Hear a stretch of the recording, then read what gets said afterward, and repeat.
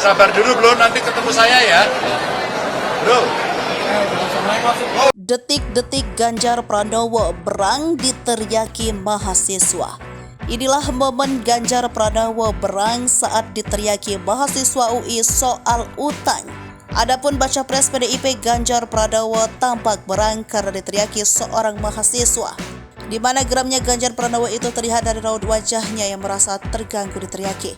Momen itu tertangkap setelah Ganjar selesai menghadiri kuliah kebangsaan dengan tema Hendak Kemana Indonesia Kita di Fakultas Ilmu Sosial dan Ilmu Politik UI Depok Senin 18 September 2023. Raut jengkel itu terlihat di wajah Ganjar saat sesi wawancara cegat pintu dengan awak media usai kuliah kebangsaan selesai. Kali itu Ganjar yang tengah menjawab pertanyaan awak media harus berhenti 2 kali karena teriakan mahasiswa yang posisinya berada tepat di belakang kamera. Pak, jadi presiden ngutang lagi?